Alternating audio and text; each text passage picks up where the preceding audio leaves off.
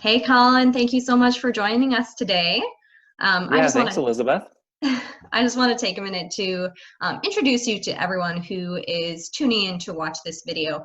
This is Dr. Colin Rust from Thrive Physical Therapy. Can you let us know quick, where are the different locations that you have? I know that you guys started in one place, but you've expanded a bit recently. Yeah, thank you. So Thrive Physical Therapy opened about 3 years ago with Ben and Amanda Bloomer. They're a husband and wife team. Ben's a physical therapist, and Amanda is the office manager. Um, and the main office is in Chanhassen, and and recently we've opened two new offices, one in Minnetonka and one in Waconia. So we're kind of stretched across the Southwest Metro, uh, Minnetonka, Chanhassen, Waconia. That's great that you guys have a couple more locations to help make it easy on your patients. Where do you all have patients coming from typically? Most of the patients are coming from the Southwest Metro. We were recently in a partnership with a pain clinic, and so we do get patients from a little wider area of the Twin Cities that have heard of us through our connections with the pain clinic. So generally, we think of ourselves as being pretty locally minded and community focused, but we do have people um, who do travel to come see us as they have connections with us. Okay. And actually, before we get too far into things, one of the things I really want to know kind of right off the bat is what would you say sets Thrive and yourself in particular apart from other physical therapists and other therapy clinics kind of around this area? Yeah, so a big thing for us is, if I had to describe it in one word, I would say welcoming is what we really do best. When Ben and Amanda started Thrive, they really wanted it to be, a community focused small business. They want people to feel like they're valued, feel like they're getting the best care. They want people to walk in the door and be greeted with a smile and feel really really positive about the interactions there. A lot of the feedback we hear from our patients is that we as a staff listen really well, and that we connect really well with them, and that's really powerful for us, to help build trust with people, and that's ultimately the basis um, of how we feel like we can serve people best, in our relationship as a healthcare provider. A lot of people come to us because we're a small business, and maybe they've had interactions with some larger health systems or some Mm. larger physical therapy clinics, and felt like they didn't feel like they were valued as a person, just kind of felt like a number, in the door, out the door, interacting with multiple providers each session, each week. And so we really want to provide that one-to-one care, that when you walk through the door who you're going to work with every time, and that person really knows you and knows your story and knows what's important to you, and what we're ultimately working together um, to achieve. So Yeah. um, a few of the things that kind of set us apart are, we do offer a free 20-minute kind of initial meeting, and that's great for people who aren't quite sure if we're a good fit for them. That's a great chance for us to meet them and have a conversation, and usually people really value that, and find it's helpful to be able to ask some questions before we get started with a plan of care. And Yeah, for also, sure. yeah, and from a treatment perspective, I'd say what we do really well is a combination of three things for people: is educating people really well, on their conditions and the things they need to do at home to keep things moving forward. Number two would be, we do a lot of hands-on treatments, which we call manual therapy, and not every physical therapy clinic offers that, and that's something that people really value. And then the third part is exercise. So we know ultimately that staying active, and doing specific exercises is going to be the thing that ultimately leads to the biggest improvement for people. So we feel like everyone needs some sort of combination of those three things: the education, the hands-on treatment, and exercise. And each person's an individual. So each treatment plan is going to be individualized for what we feel like those people need. Okay, awesome. Thanks for sharing. And I do have to apologize because I thought that I was able to minimize the amount of dinging coming from my computer with emails coming in, but apparently that didn't work. So there might be a couple dings in the background, and I apologize about that. But I love that one of the first things that you mentioned that sets you apart, or that you guys really are good at, is listening to patients, because I think that that's something that so many patients have, like you said, experienced, maybe subpar listening from their practitioners in the past. And sometimes those practitioners either discount what they're saying is the severity of their issue, or like what problems is causing them and stuff like that. So I do feel like that listening is just a very key piece when it comes to finding the right provider. Anyone who's going to see someone, they need to feel heard, they need to feel understood. So I think that's really huge, and that's awesome. When you say that, one of the other things that you guys really focus on too is the education piece. Like, tell me a little bit more about what you mean by that. Like, what type of education do you do with your patients? So a big part is number one, explaining what's going on to people. People oftentimes come in and, maybe they've had, a scan like an MRI, and it can say some really scary things on an MRI. And people aren't really trained to know what that means for them. So oftentimes educating means taking time to listen and to have people have a chance to share their questions and concerns and talk about that in a constructive way. One of the things that I feel like we're really blessed as a profession within physical therapy is we get a lot of time with our patients. Yeah. More than almost any other profession. So we really want to know how the pain, how the injury, how the issue that we're working on, how it's affecting all facets of their life. So oftentimes we talk about kind of the 24 hours, how all the things in your day are affected. So we talk a lot about sleep. We talk about, how your body feels when you wake up in the morning, kind of your day-to-day activities, whether that's work, whether that's recreation. So oftentimes working through, family life, household chores, all those things that are important to someone and can be affected by pain or injury. We really need to, and I kind of think of it as troubleshooting in a way, talking through all of these different areas of people's lives and figuring out solutions for them. So that's what I would say what educating is really helping people find solutions and giving them information that doesn't scare them and help them understand how our treatment program is going to help them. Awesome. And I know, like, when you mention exercises too, so not that anyone can see right now, but at Thrive, you guys have, especially the one in Minnetonka, I believe it is, you guys have, it's in a shared space as a gym, basically. So you have a whole bunch of equipment that really helps people to be able to do those exercises. So are these exercises that you do, are they ones that typically involve equipment, or are they things that can really easily be done at home most of the time? Most of the time we're wanting to give people things at home that they can do at home without a lot of equipment, or if there is some equipment needed, for instance, some exercise bands, that we can help provide them with that. There's certainly some things that are hard to do at home that you can't do in your own home. So those are things we like to focus on when you're in the office. And again, a big part of what we want to do is to promote, a healthy, active lifestyle for people.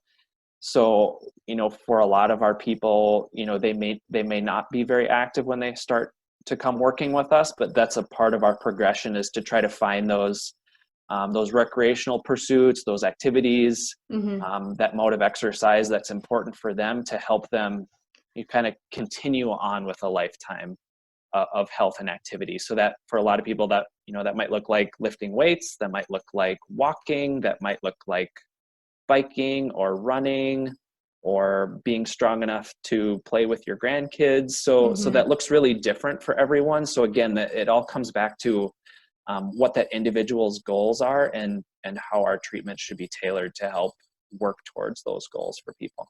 Okay, yeah. And I wasn't going to ask this question quite yet. It's in my lineup, but just the fact that you mentioned, the goal is to really have an active lifestyle, that kind of brings me to thinking like, okay, with everything that's going on right now, with having this executive order of the, stay at home, safe at home, we do see more people kind of out and walking just to get out of the house, right? But what are some other things that we might have to keep in mind during this time, especially as people are needing to like work from home and maybe their computer setup just isn't great. Maybe they're sitting on the couch using their laptop. Like, what are some things that we should be aware of just in terms of physical? Sure. I'd say number one, your body is made to move. So you can't sit in one position for 8 hours a day and expect your body to feel great. So the number one thing that I tell people is to vary, the positions that your body's in. And, for some people, they might have a great home office setup with a chair that adjusts just for them. Other people might not be so lucky.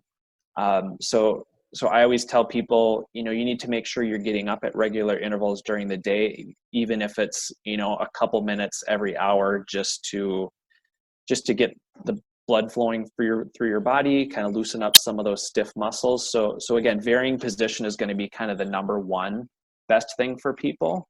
I'm really happy that the weather is nice enough that people can be outside and be more active. I think people's family dogs and pets are really enjoying this time because they're getting a lot more walks and a lot more attention during the day than usual. Yeah. Going back to kind of your question on, kind of an ergonomic setup, if you will. What we aim for is what we call, like, we try to have as many of your body parts in a 90-degree angle as you can. So as you're sitting in the chair, your hips and your knees should be at a 90-degree angle. Okay. Your back should be relatively straight. I'm doing this as you say it. Yeah. Shoulders should be in a comfortable position in line with your spine. The elbows should be at about a 90-degree bend as you're doing, computer work. So it's important that the surface that you're on allows you to do that, whether you're standing, whether you're sitting. Yeah. So some things that I've been talking through people this week are like, if you're on the couch, make sure if you have like a TV tray or something like that, that can be way better than having it sitting on your lap and having your neck craned down. Another thing, if you have a table that's not quite the right height for you, if you have some cookbooks or telephone books, or at our house we have a ton of old text, like school textbooks, so you can use some of the things you have at home to help create a better environment for you. That takes some strain off your body.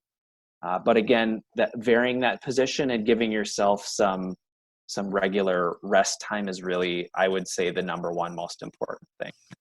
Okay. So two things I want to touch on here quickly then. So, okay, good. We want as many 90-degree angles as we can with knees, hips. When it comes to where that monitor should be in terms of like eye level, what are we looking at? I think I heard at one point that like the top of your screen should kind of be eye level. Is that?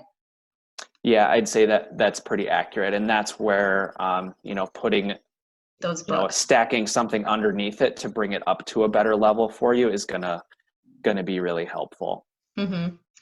So, Dr. Colin, can I put you on the spot here for a minute? Yeah, let's do it. And you might end up having to take out your headphones to do this, but are there any really brief exercises that you would even recommend in general to people to be able to get up and do just throughout the day if they're working at home and their setup isn't the perfect ergonomic setup. Yeah, sure. Let me see if I can unplug this and if the sound still works. Hear me okay? I can still hear you. Yes. Okay, cool. So, so what I'm telling a lot of people is really for most people where they're going to feel the most strain and stress is neck, shoulders, and middle back. Um, so I'll show you what, kind of one of the big with ergonomics, one of the big things we use for people is what we call reversing the position.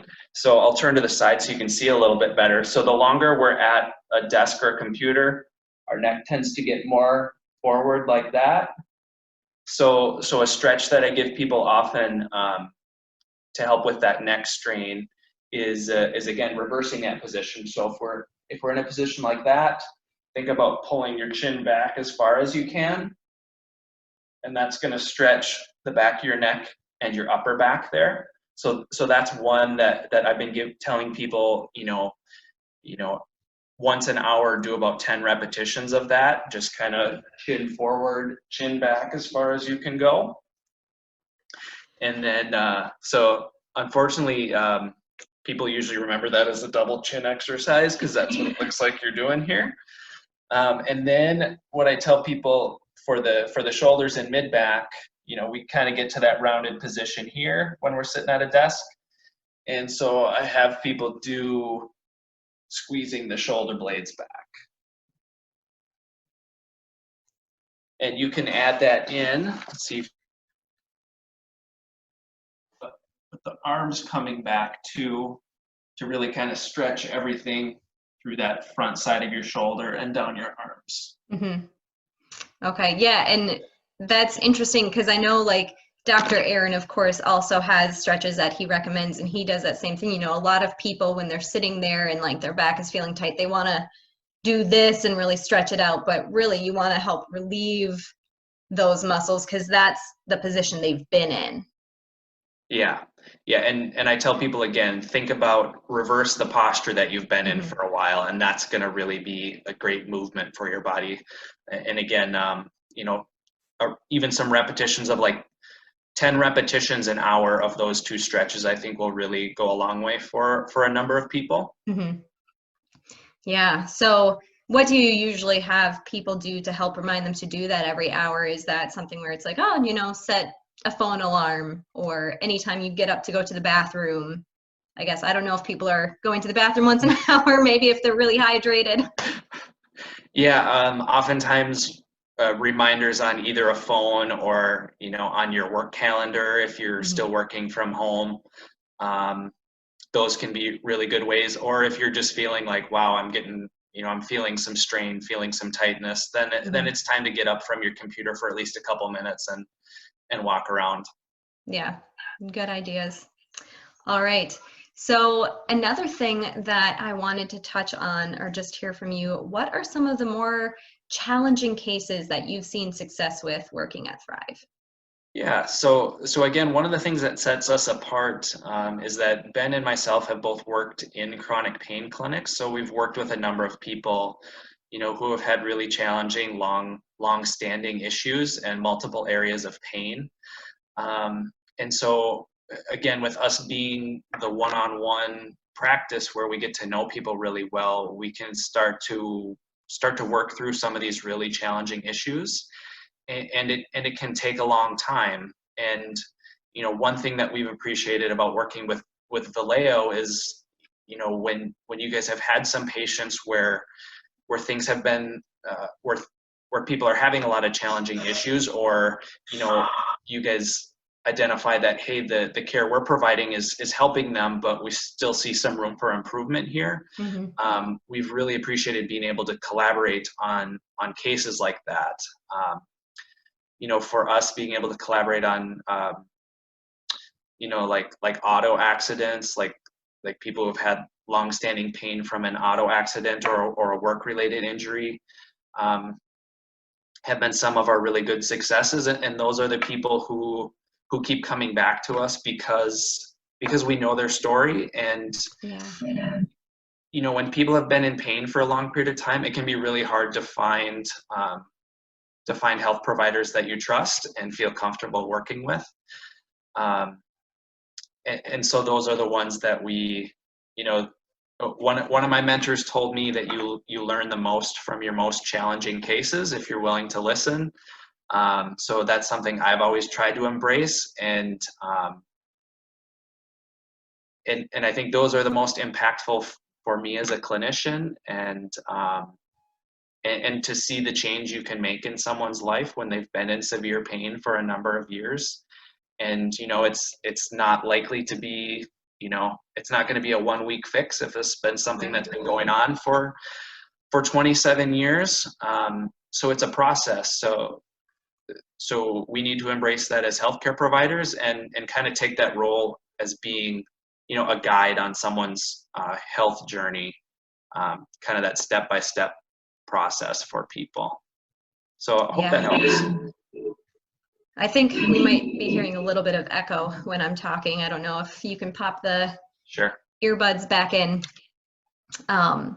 But one of the things that you mentioned there is like that collaboration can really be key. I mean, one of the things at Valeo, obviously we do a lot of chiropractic, we have massage, which even those two together, I mean, can produce some really wonderful results, but there are those challenging cases that do need to go further and that need to have that physical therapy, those exercises, kind of just more to their case than just that.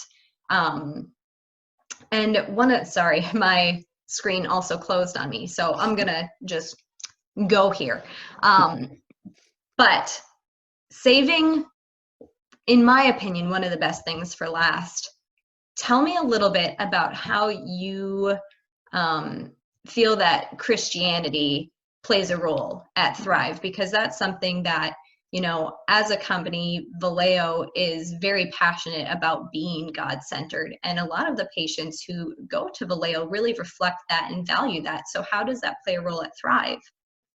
Sure. I'll say that Ben and Amanda, when they opened Thrive, that was a big part of their identity and what they wanted to be their business identity as well. So that's, they chose for each of their core values, trustworthiness, compassion, teamwork, hard work, and commitment to excellence. There's a Bible verse that goes along with that for each of those attributes that really tries to nail down the heart of what we're trying to get at.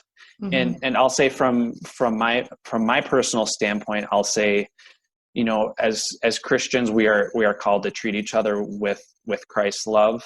And I think a great way for us to do that is by making people feel important and making them feel valued, and making sure they have their concerns listened to.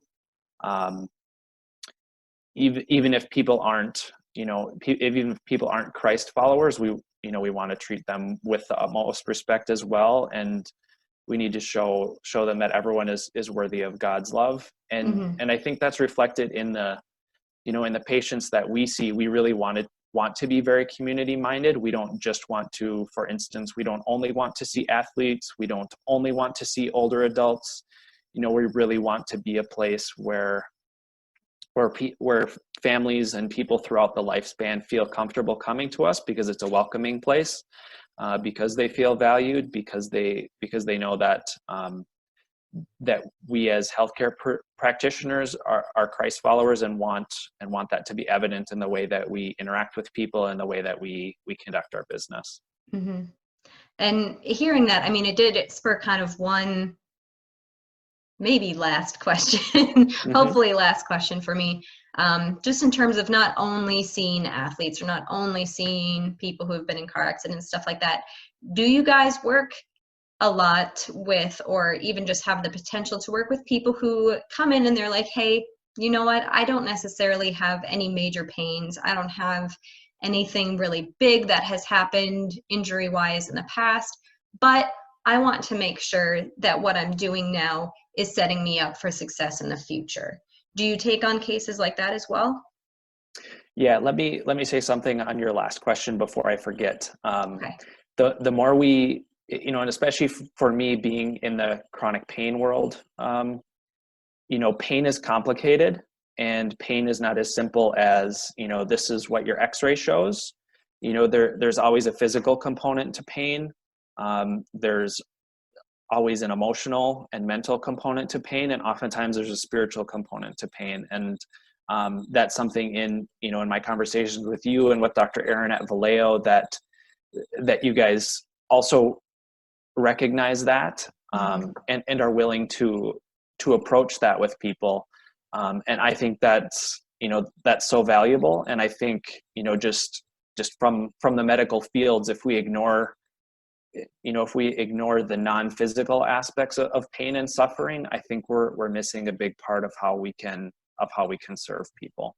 So Absolutely. wanted to say that before I forgot. Yeah, no, thank you for sharing that. Yeah. And so I'll say that, for people who don't have an active pain or injury, oftentimes that's where kind of that free 20-minute initial meeting is great.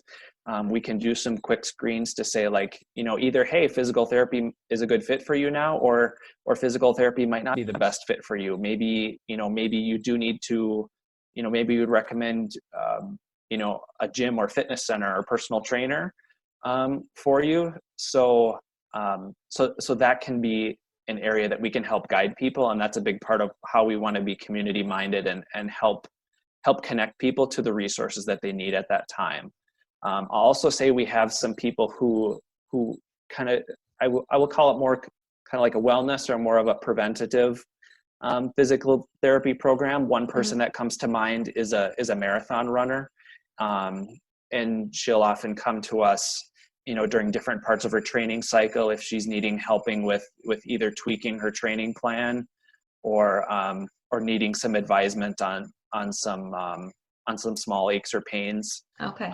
But nothing that, for her standpoint, it's more about keeping her body, preventing it from getting to that point where she needs really, really consistent, focused care, kind of taking care of the day-to-day aches and pains. So we do have people who are on more of kind of a preventative physical therapy plan as well. Okay, nice. And yeah, that question stems a lot, just even from me being a health coach, we're looking at like, okay, maintenance is a really important part of health too.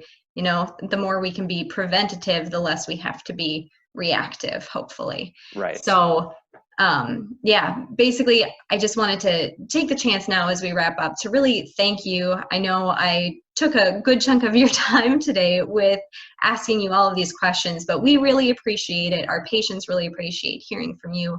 And just wanted to thank you for using those gifts and talents that God has given you to help with just the people in our community and to help them get back to the life that like God has given them to be able to do, what they can with their life. So that is a huge blessing. And we thank you so much for sharing that. Yeah, thank you so much. And, I love how you said that each of us has a purpose and a plan that God has for us. And, that's kind of my perspective as someone who's in a healing profession, that I want to use the gifts and talents that God has given me to help serve people and impact people the best I can. So thank you again for your time. We love working with you and your whole crew at Valeo. Awesome. Well, thanks again and have a great rest of your day. Yeah, thanks. Take care. Thanks.